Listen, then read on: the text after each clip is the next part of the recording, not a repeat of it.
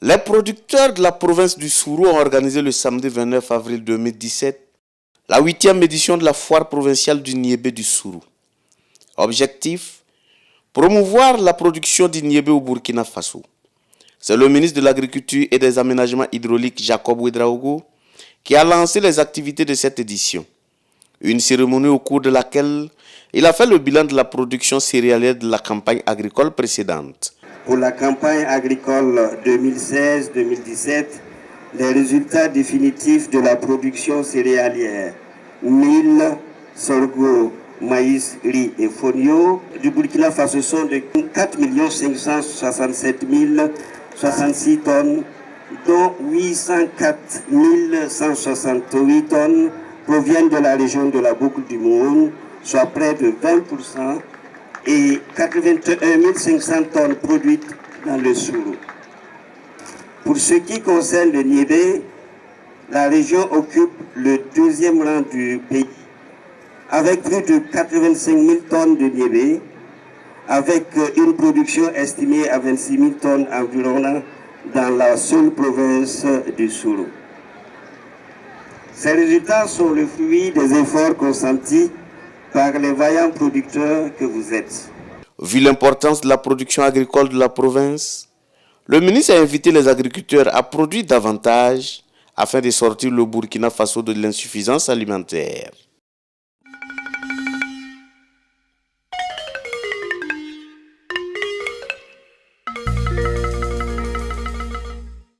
Les populations de la région de l'Est sont de plus en plus mécontentes de l'état de délabrement de leurs voiries.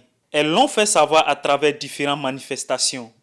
C'est pour trouver une solution à cette situation que le ministre des Infrastructures, Éric Bougma, a rencontré le samedi 29 avril 2017 à Fadangourouma les différentes forces vives de la région.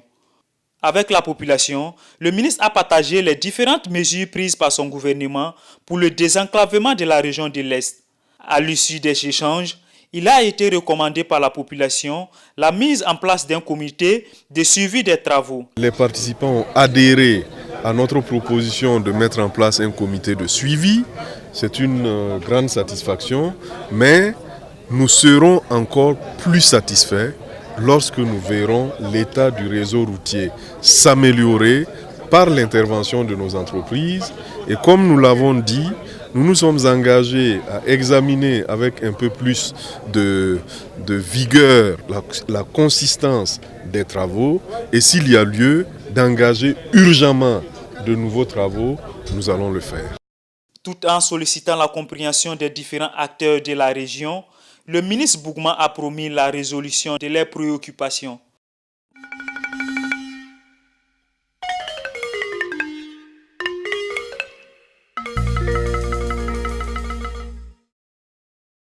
Dans les prévisions gouvernementales, au cours de l'année 2017, la région du Sahel doit bénéficier d'environ une centaine de forages.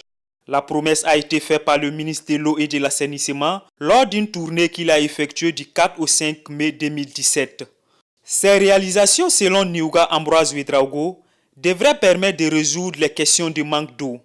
Il a également échangé avec les populations de Tinankof et d'Inambaou. Au sortir de ces rencontres, les préoccupations sont les mêmes. Manque d'eau, insécurité alimentaire et manque de fourrage pour les animaux. Le représentant du gouvernement leur a témoigné son engagement à multiplier les ouvrages hydrauliques pour le bien-être des populations. Nos investissements en 2007 dans le cadre du PCACR étaient d'environ 25,2 milliards. Cette année, ça va passer à près de 26 milliards, sinon 30 milliards de francs CFA. Ces investissements vont aller en s'augmentant. En matière de forage, parce que je l'ai dit, le Sahel, parmi ses préoccupations, c'est le problème de l'eau. L'année dernière, on a fait environ 83 forages. En 2017, il est prévu presque le double, 161 forages, pour ne citer que cela. En matière d'ouvrage de modélisation d'eau de surface, vous avez vu hier le barrage de Tinakov, Bambakari, ça va venir survoler tout. 165 millions de mètres cubes. Ça sera vraiment la mer au Sahel. Lors de cette tournée, le ministre a également demandé aux populations de ne pas baisser les bras face à l'adversité du moment. On a rencontré les populations, que ce soit à Tinakov, que ce soit à Inabao, pour les encourager, pour les dire qu'ils sont nos frères, pour les dire de ne pas baisser les bras. Parce que ceux qui nous agressent veulent qu'on s'asseye et qu'on dorme. Je vous l'ai dit, je le répète, nous n'allons pas dormir.